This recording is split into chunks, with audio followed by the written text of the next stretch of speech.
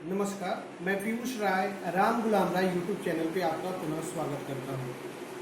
हमने पिछली कक्षाओं में उद्दीपक अनुक्रिया सिद्धांत से परिचय प्राप्त किया।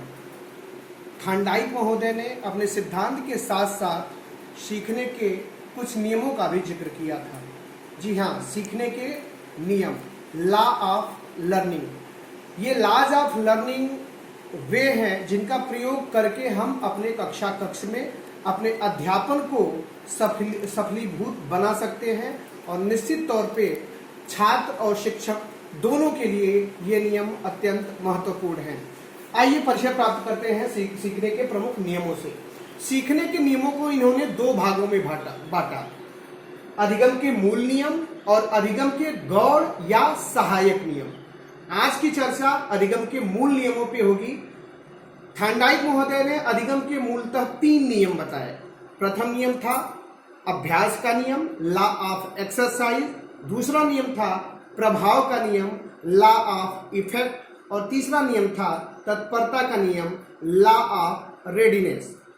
तो क्रमशः एक एक नियम पे हम चर्चा करेंगे। प्रथम नियम एक्सरसाइज का नियम, ये इस तथ्य पे आधारित था कि अभ्यास के द्वारा एक व्यक्ति पूर्णता को प्राप्त करता है। Practice makes a man perfect.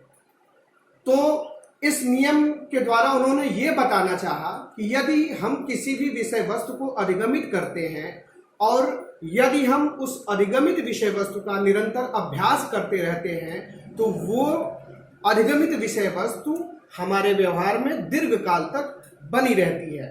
इसके विपरीत यदि हम अधिगम की गई विषय वस्तु का निरंतर अभ्यास नहीं करते हैं तो वो विषय वस्तु हमसे विस्मृत हो जाती है। तो इस प्रकार इन्होंने जो अभ्यास का नियम दिया, इसके 2 भाग होते हैं, लॉ ऑफ यूज और लॉ ऑफ डिसयूज, यानी उपयोग का नियम और अनुपयोग का नियम। उपयोग का नियम ये बताता है कि जो चीज हमने सीखी है उसका निरंतर अभ्यास करने से वो लंबे समय तक हमारी स्मृति में बना रहता है। इसके विपरीत यदि सीखी गई सामग्री को हम कम अभ्यास करते हैं या 9 के बराबर अभ्यास करते हैं तो वो चीजें हमसे, हमारे अनुप्रयोग से, हमारे जेहन से या हमारी स्मृति से विस्मृत हो जाती हैं। अब बात करें कि इसका जो हम कक्ष में क्या व्यवहारिक प्रयोग कर सकते हैं। जो अधिगमित विषय वस्तु है उसका हम निरंतर अवलोकन करते रहें। यद्यपि छात्रों को हम एक बार पाठ्यवस्तु को पढ़ा देते हैं, फिर भी हमारा ये दायित्व है कि हम उन्हें निर्देशित करें कि पाठ्यवस्तु का निरंतर वे अभ्यास और अवलोकन करते रहें और स्वयं भी कक्ष में जिस विषय वस्तु को हम पढ़ा चुके हैं, समय बचने पे निरंतर उनका दोहराव करना आवश्यक हो जाता है, जिससे कि वो जो पाठ्यवस्तु है उसके सारे संप्रत्यय छात्रों के समक्ष स्पष्ट होके आ जाए और वे उस विषय वस्तु को दीर्घकाल तक अपने स्मृति में बनाए रख सके। जैसे कि आपने कहावत सुनी होगी, एक करत करत अभ्यास ते जड़मति होत सुजान, रसरी आवत जाते सिल पर पड़त निशान। ये उक्ति भी कहीं न कहीं से अधिगम के अभ्यास के नियम को समर्थन प्रदान करती है और ये अभ्यास के उपयोग के नियम से संबंधित है। अब बात करें इसकी आलोचनाओं के। यद्यपि अभ्यास का नियम काफी अधिक मनोवैज्ञानिकों ने समर्थित किया, लेकिन इसके बावजूद बहुत से मनोवैज्ञानिकों ने कुछ बिंदुओं को लेकर इसकी आलोचना भी की। उसमें प्रमुख संज्ञानवादी जो विद्वान थे उन्होंने इसका खंडन किया और उन्होंने ये माना कि अधिगम में सिर्फ अभ्यास की आवश्यकता नहीं होती है, बल्कि व्यक्ति सूझ और समझ से भी सीखता है। और साथ ही साथ अगर हम बात करें अभ्यास के नियम की, तो शिशु के अधिगम में जो छोटा बच्चा कोई चीज सीखता है अभ्यास के द्वारा, तो ये नियम शिशु अधिगम में अधिक स्पष्ट प्रतीत होता है। लेकिन इसके विपरीत जो बालक होते हैं या जो किशोर होते हैं उनके अधिगम की स्पष्ट व्याख्या अभ्यास का नियम नहीं करता है, क्योंकि जो बालक है और जो किशोर हैं उनकी अभिक्षमता, उनकी रुचि और उनकी प्रेरणा भी उनके अधिगम में महत्वपूर्ण भूमिका निभाती है। अब बात करते हैं अधिगम के दूसरे नियम की, लॉ ऑफ इफेक्ट या प्रभाव का नियम। प्रभाव का नियम ये बताता है कि व्यक्ति किसी कार्य या किसी अनुक्रिया को उसके प्रभाव के आधार पर सीखता है। यानी यदि बालक जिस विषय वस्तु को अधिगमित करने के लिए गया है, यदि उसका प्रभाव उसके ऊपर सकारात्मक या संतोषजनक है तो निश्चित तौर पे वो उसे सरल और स्थायी रूप से सीखेगा। इसके विपरीत यदि उसका प्रभाव उसके ऊपर नकारात्मक पड़ रहा है तो ऐसी परिस्थिति में उसका अधिगम उसके लिए कष्टप्रद होगा और खींचयुक्त होगा। इससे उस विषय वस्तु को जल्दी सिखा पाना काफी कठिन होगा। अब बात करते हैं इस नियम में एक हुए परिवर्तन की। सन 1930 ईस्वी में थॉर्नडाइक महोदय ने अपने प्रभाव के नियम में संशोधन किया और संशोधन में यह बताया कि पुरस्कार के द्वारा किसी भी क्रिया को दोहराने की संभावना तो अवश्य बढ़ जाती है, लेकिन दंड से हम किसी भी अनुक्रिया को दोहराने की संभावना को कम नहीं कर सकते। इस प्रकार उन्होंने दंड और पुरस्कार जिन दोनों को प्रभाव के नियम के अंतर्गत व्यवहारिक रूप में लागू किया था, उसमें दंड की व्यवस्था का उन्होंने खंडन किया।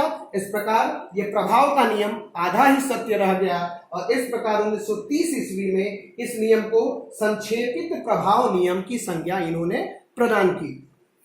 अब बात करें इसके व्यवहारिक उपयोगों की। हम जब कक्षा में पढ़ाते हैं तो छात्रों की मानसिक स्थिति को सकारात्मक रूप में प्रभावित करने के लिए आवश्यक है कि हम खुशनुमा वातावरण सृजित करें। साथ ही साथ छात्रों को निरंतर प्रोत्साहन एवं पुनर्बलन नियम प्रदान करना चाहिए, जिससे उसमें सकारात्मक ऊर्जा आए और उसका अधिगम सरल एवं स्थायी हो। साथ ही साथ रुचि आधारित पाठ्यक्रम भी प्रभाव के नियम को ही समर्थन देता है। यानी छात्रों के रुचि पे आधारित पाठ्यक्रम को हम लागू करें और दंड का प्रयोग न के बराबर, जो हमारी प्राचीन प्रणाली में था कि दंडा छूटा तो बालक बिगड़ा, उस परिकोष्ठ से बाहर आके मनोविज्ञान के ज्ञान ने जब अपना प्रभाव शिक्षा के क्षेत्र में जमाया है तो हमें इस चीज को स्वीकार करना होगा कि दंड का विधान अब शिक्षा के क्षेत्र में नहीं होना चाहिए। अब बात करेंगे अधिगम के तीसरे नियम की, जिसे हम जानते हैं तत्परता का नियम। तत्परता का नियम, लॉ ऑफ रेडीनेस। तत्परता का नियम हमें यह बताता है कि यदि अधिगमकर्ता किसी भी कार्य व्यवहार या किसी भी अनुक्रिया को करने के लिए स्वयं तत्पर होता है तो वह क्रिया उसके लिए संतोषजनक होती है, फलतः वह सरलता एवं शीघ्रता से सीख जाता है। और यदि वह उस अनुक्रिया या कार्य व्यवहार को करने के लिए तत्पर नहीं है तो अधिगम की क्रिया उसके लिए कष्टप्रद या खींचयुक्त होती है। फलस्वरूप अनेक प्रयासों के बाद भी वह विषय वस्तु या कार्य व्यवहार को नहीं सीख पाता है। थॉर्नडाइक महोदय ने यह भी बताया कि जो अधिगम का ये तीसरा नियम है, तत्परता का नियम, ये हमें ये बताता है कि व्यक्ति किन परिस्थितियों में, व्यक्ति अर्थात अधिगमकर्ता किन परिस्थितियों में संतुष्ट रहता है और किन परिस्थितियों में उसमें खीज उत्पन्न होती है। इस तरह की उन्होंने 3 परिस्थितियां बताई। यदि व्यक्ति कार्य करने के लिए तत्पर है और वो कार्य उसे करने दिया जाए तो उसमें संतोष की अनुभूति होगी। यदि व्यक्ति कार्य करने के लिए तत्पर है और कार्य न करने दिया जाए तो ऐसे में उसमें खीज की उत्पत्ति होगी। और यदि व्यक्ति कार्य करने के लिए तत्पर नहीं है और उसे उस कार्य को करने के लिए बाध्य किया जाए तो भी उसमें खीज की उत्पत्ति होगी। तो इस नियम के शैक्षिक उपयोग में हम ये मान सकते हैं कि हम अपनी कक्षा के बच्चों की रुचि एवं अभिक्षमता इत्यादि का मापन करें, उसकी आकांक्षा स्तर को जाने, उसकी तत्परता के स्तर को जाने और अपनी शैक्षिक परिस्थितियों को कुछ इस प्रकार सृजित करें कि बच्चा अधिकांश कार्य व्यवहार को सीखने के लिए स्वयं तत्पर हो। तो ये थे थॉर्नडाइक महोदय के अधिगम के तीन मूल नियम। बाकी इसके 5 गौड़ नियम भी हैं, तो दूसरे पक्ष का अध्ययन हम अगले वीडियो में करेंगे। तब तक के लिए धन्यवाद।